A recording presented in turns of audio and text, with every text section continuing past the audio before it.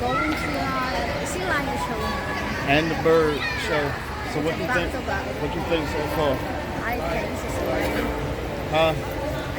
What you think so far about our time here? I enjoy it. It feels like I'm having my childhood. Yeah, so we still got 3 more exhibits, but we're gonna watch the Sealion show and the bird show. So we got a few minutes before that starts. So we have 20 minutes. 20 minutes. Yes. All right. Because it started at 12:30. Okay. So when we come, have 20 minutes left. when we come out, we do the other 3 exhibits after we finish these, and then we go get something to eat. And then we scroll the place. Yeah. We found a new spot here. The Hotel Expo. It's a good spot at night. You can show it. Yeah. And front of Manila.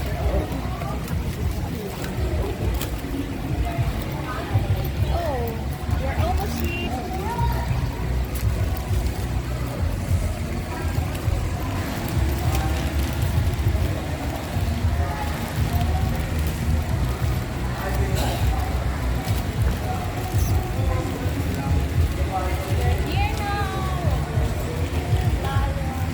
Yep, so we're about to go check on in.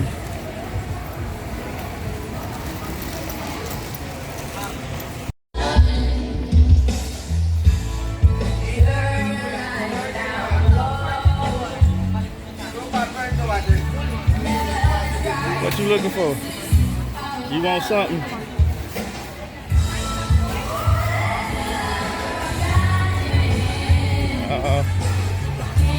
Huh? What you want? You want to do that? Huh? You say you don't want to meet and greet. Where you want to sit?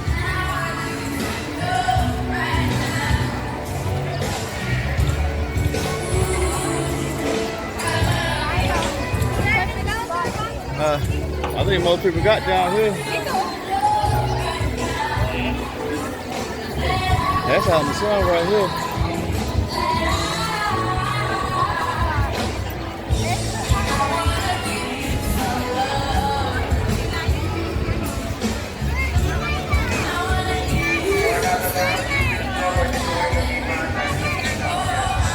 What about right there? What about right over here?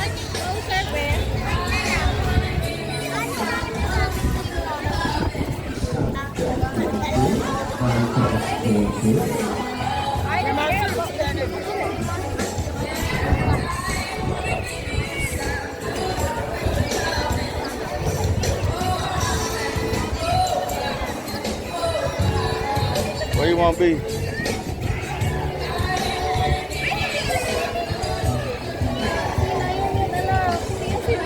Excuse me.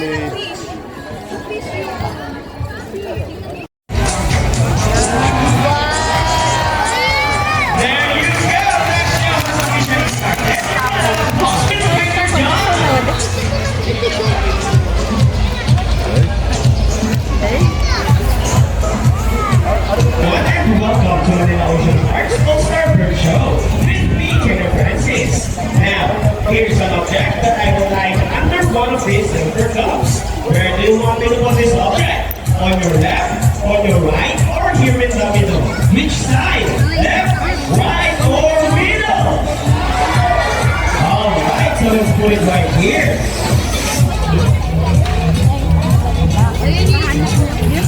Now, let's join our psychic bird, Dazzle.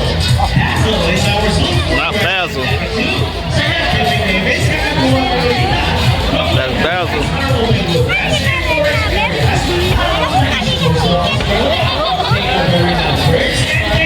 Almost any sound. They typically feed on seeds, nuts, fruits such as durian, papaya, rambutan, and they also have corn. Now guys, this is Dazzle has the ability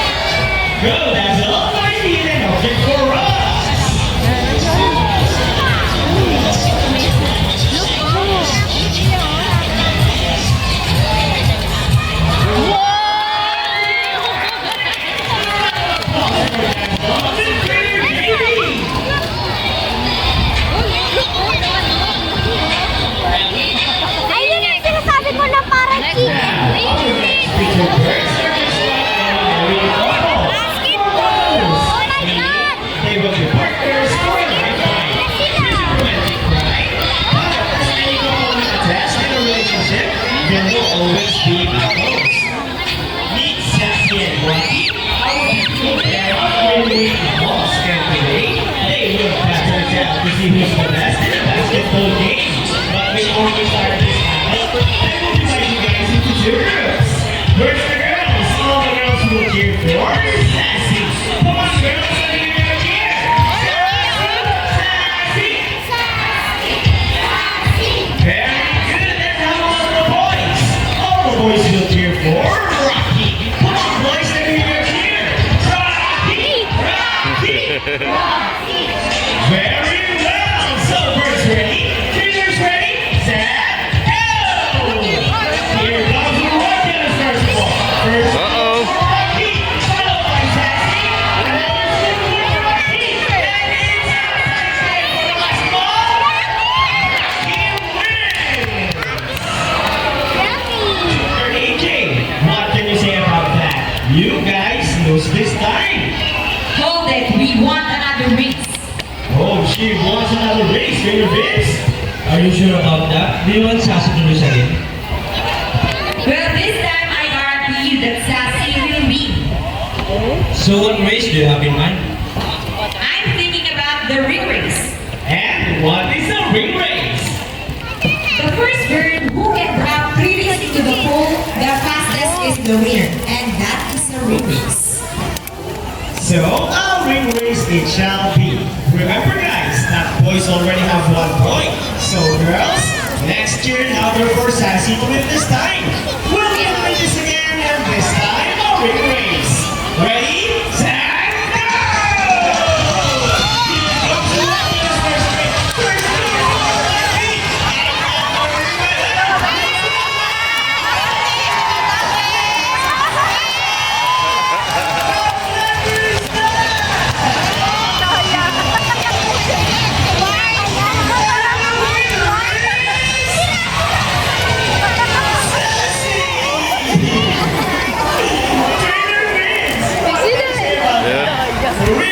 To be the gentle giants of the Parrot family. It is because they are the second largest next to the legacy of they get 90% millimeters in length and can live up to 8 years old. Scientific names are Chloroterra. They usually feed on seeds, nuts, salt, and minerals along the river banks. And for the last shape, let's go, Sassy. And there you go! It's a right a round of applause for Sassy with winner AJ!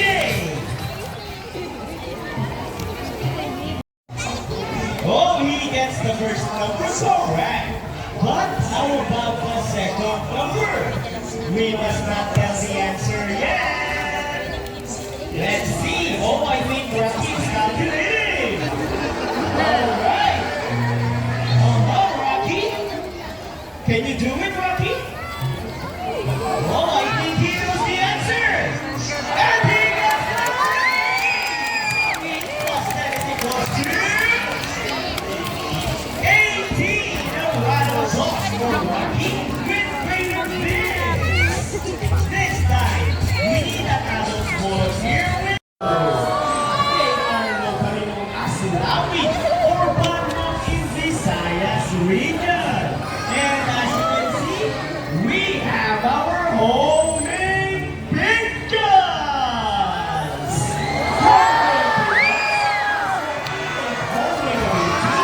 Meaning they will generally return to its nest and base. A round of applause for our raptors and our homemade pictures!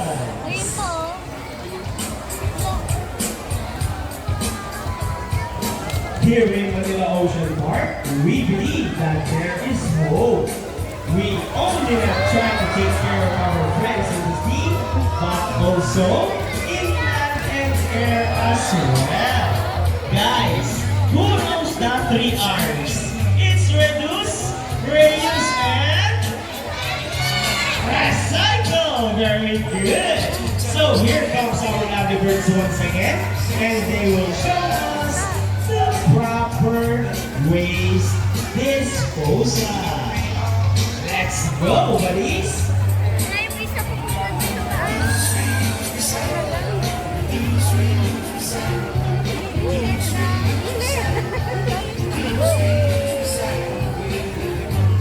Easy easy, right? So if the birds can do it, so can That's it, baby. we. Yeah. Ladies and gentlemen, we hope you all enjoyed our show. Another spectacular. Well, in our own way, no matter how small the effort, let's take action in saving them from exploitation or even extinction. Please, let's all do our part in saving the world. Because remember, this is the only home we've got.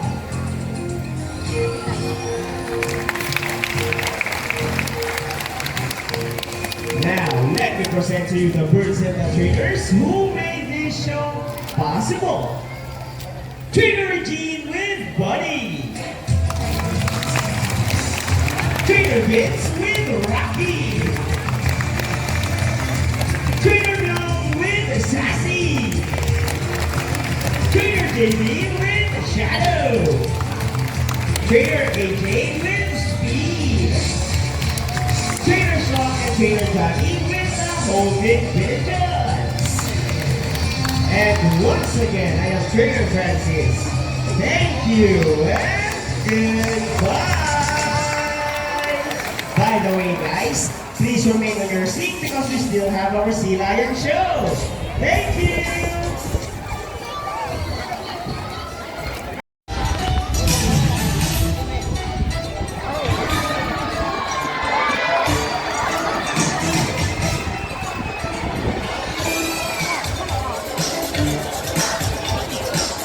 Hello, everyone!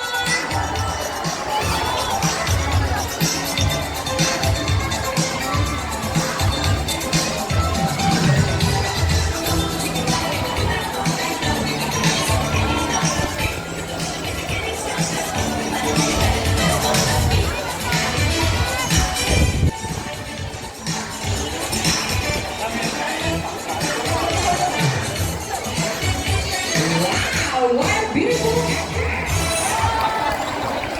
Good day, everyone, and welcome to Aquatica. By the way, I'm Trainer April, and I'd like you to meet my friends together with the trainers one at a time. On your left side is the only male South American sea lion that we have, and he is the handsome one. Wow, gotta be that. His name is Vince, together with Trainer Vincent. Say hi! While on the other side is the youngest female South American sea lion that we have here. And according to her trainer, she is the cutest. Good, don't be shy, girl. Her name is Ira.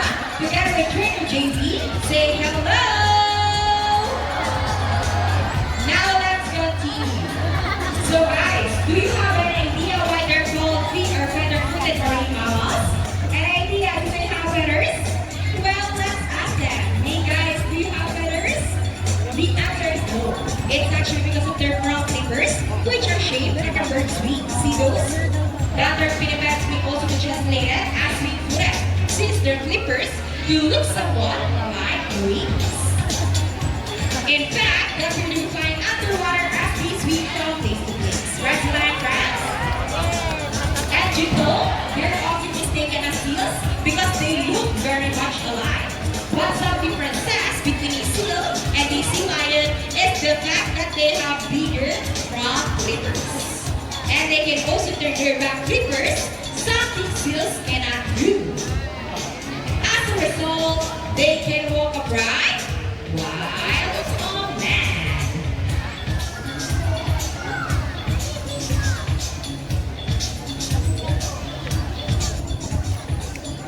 And that's a fine demonstration. How about those for sea lion friends? And you know what, guys? They have this long and flexible neck. How flexible? Well, check this out.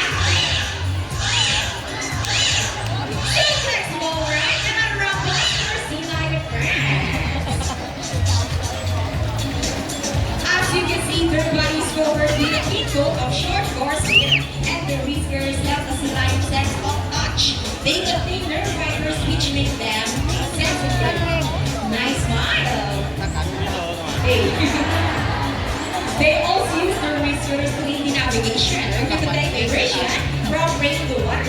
And their small ears give them a good sense of hearing. What about and below the water surface? See one like every mouse can see below the wall. And guys, up, 2, 3, 4, up, 2, 7. This time, would you please join our Sealion friends in a salute? In a count of 3, everybody please salute and let's make this one loud. People of the crowd, are you ready? Hey guys, I can hear you. Are you ready? Now let's count. 1, 2, 3. Salute everybody. Wow, thank you so much. Sea lions are also used to search and recover equipment from the water. H2O. Okay, so players, let's search the rings. Go ahead and get the rings, sea lion friends.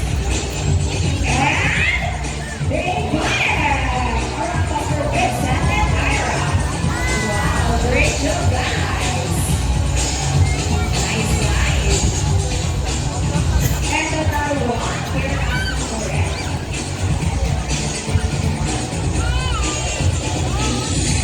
Okay, so players, what's next?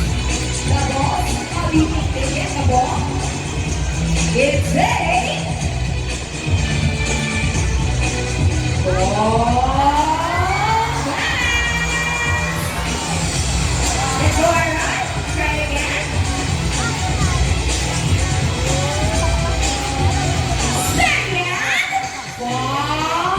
Fantastic. Let's go, alright.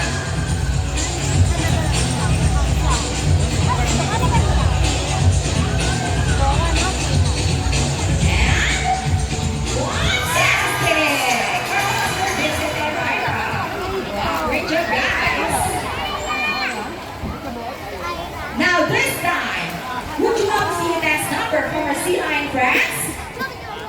Hey guys, let's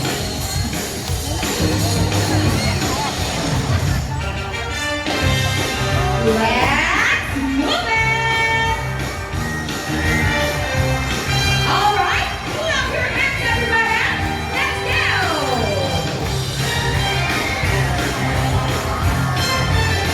Now guys, show them the side by side.